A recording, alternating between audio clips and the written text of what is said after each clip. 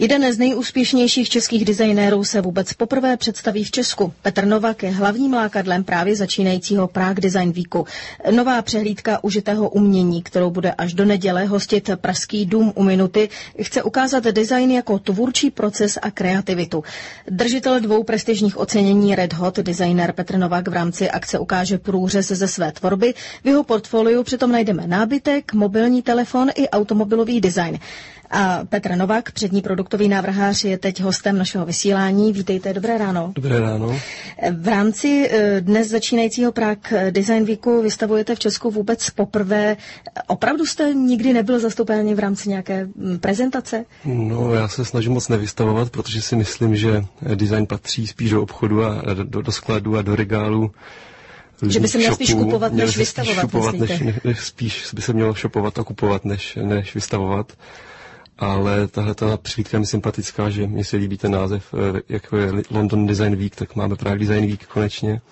Tak jsem to chtěl podpořit a hlavně chystám poměrně velkou výstavu na březen v galerii Docs a do té doby jsem si chtěl i vyzkoušet třeba něco menšího vystavit a vytvořit takovou. Vy se budete vlastně prezentovat výběrem ze své tvorby pod názvem Numbers. Jak jste koncipoval ten výběr z té své tvorby? To prostřednictvím čísel se budete prezentovat? Ano, prostřednictvím čísel. Vlastně celá ta instalace je ve stylu zase nějakého, řekněme, skladu. Jsou tam použity kartonové krabice, na kterých jsou vystaveny ty produkty, takže to spíš připomíná takové nahodilé vystavení ve skladu. A ke každému produktu jsou zajímavá čísla, například kolik se toho vyrobí, kdy byl představen, kolik uživatelů ho užívá, tak podobně. No. Kolik se toho nejvíc vyrobí z vaší řady?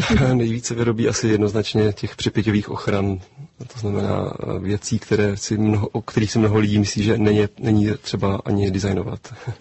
Vy jste právě ocenění Red Hot dostal za návrh celohliníkové židle Edge z roku 2012 a letos za tu produktovou řadu pojistek Saltek. Ceníte si toho taky nejvíc?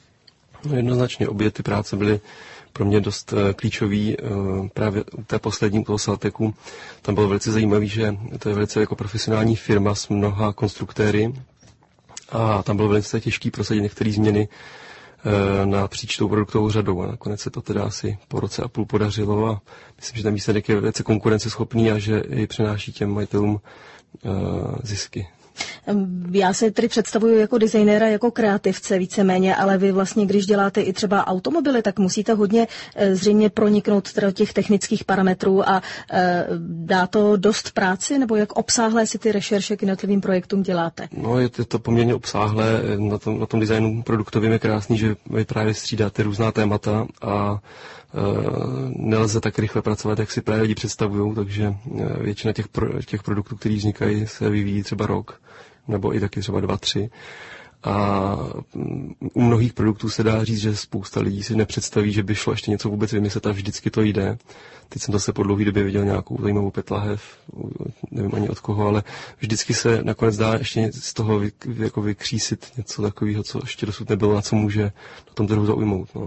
Právě ten Prague Design Week nabídne práce přes více než 60 českých tvůrců. Máte mezi nimi nějakého svého favorita? Prosím, už jenom stručně. Tak já jsem to ještě nestihl úplně projít, ale těším se na to, favorita zatím nemám. Říká designér Petr Novák, přejeme hodně štěstí, mějte se hezky, naslyšenou. Naslyšenou.